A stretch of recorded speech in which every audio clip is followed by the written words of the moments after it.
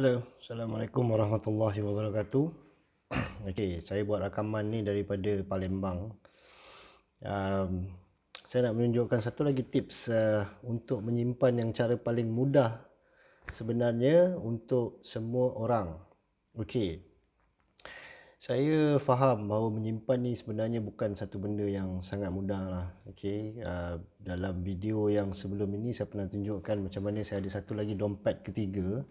Sebabkan saya bekerja di Malaysia dan Indonesia, saya ada satu dompet untuk Malaysia, saya gunakan untuk simpan duit Malaysia. Kalau saya balik, saya berbelanja dan saya ada satu dompet dalam rupiah, di mana kalau saya balik bekerja di Indonesia, saya akan gunakan dompet itu untuk belanja. Dan saya ada dompet ketiga di mana saya menyimpan duit, kalau anda pernah lihat, RM20, RM20,000 dan juga RM5.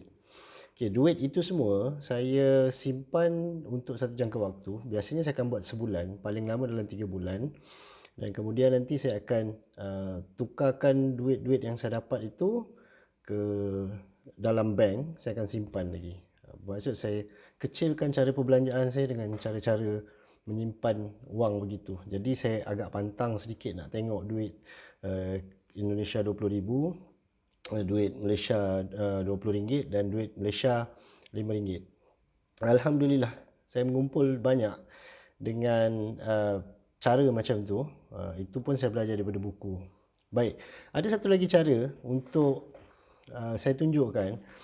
Mungkin ini cara yang agak sesuai bagi orang yang tak suka bawa duit shilling. Saya yakin banyak juga orang buat. Okey, kalau di Malaysia saya akan ada 3 tabung.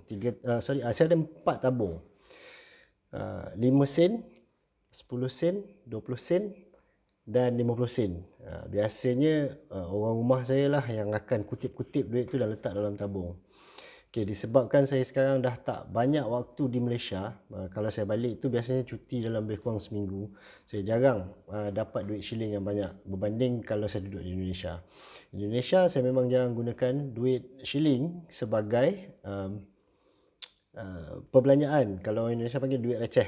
Okay. Okay, contoh yang paling mudah, saya ada satu tabung macam ni.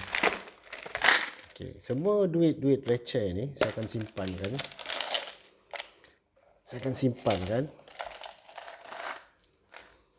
Sampai dia penuh, sampai dah tak muat lagi. Dulu saya gunakan bekas coklat yang kecil. Saya pernah simpan daripada bekas coklat yang kecil tu sampai RM70,000. RM70,000 banyak tu. Itu pun saya dapat duit dan saya simpan. Dan RM70,000 tu jangan anggap dia kecil, sebab kecil atau besar ni relatif kepada diri sendiri. Sebab kalau katakan satu tabung ni anggaplah boleh menyimpan sampai RM100,000, anda mungkin berfikir, alah RM100,000 je. Kalau kita tak boleh appreciate nilai duit yang kecil, dia susah nak appreciate atau nak menghargai duit yang besar kita terima. Saya ada beberapa jenis tabung, ini salah satu. Kalau dia penuh, saya akan isikan tabung yang lain. Kebiasaannya saya tak pergi tukarkan pada kedai atau toko. Okay? Walaupun ada orang suggest yang pada saya pergi Alfamart, pergi Indomaret untuk tukarkan, saya jarang. Biasanya saya akan tukarkan dengan siapa yang memerlukan duit ni. Ada orang yang memerlukan duit ni. Saya akan tukarkan, okay, dia ada RM70,000, saya akan bagi serahkan pada dia, RM100,000 saya akan serahkan dia, saya akan tukarkan duit cash. Duit cash yang saya dapat, duit cash yang saya dapat itu, saya akan simpan dan tukarkan ke dalam ringgit Malaysia dan simpan di dalam simpanan saya di Malaysia. Ada dua. Biasa saya ada dua tabungan di Malaysia. Satu dalam bentuk cash, satu dalam bentuk emas. Okey. Kalau saya rasa saya nak beli emas, saya ambil duit tu, saya laburkan. Saya tukarkan dalam bentuk emas. Tak kira lah dia RM100 ke RM200 ke, saya tak akan melabur. Yang penting saya tahu saya ada simpanan. Saya ada simpanan untuk saya gunakan pada satu waktu nanti. Jadi semua simpanan itu saya akan satukan. Jadi saya akan tahu. Jadi sebahagian besar simpanan yang saya buat ni bukan simpanan yang saya sedar. Walaupun banyak guru-guru keuangan mengajarkan bila dapat gaji simpan dulu. Itu bagus. Right? Itu bagus. Tapi kalau dah susah sangat nak menyimpan, gunakanlah cara macam ni. Okay? Gunakan cara macam ni. Kalau ini boleh menjadi satu tabiat kepada anda, dia akan mengubah cara anda menyimpan. Yang penting praktis. Okey. Praktis. Dalam dunia serba mencabar sekarang ni, tak ada satu benda yang akan berlaku cuma kalau kita belajar.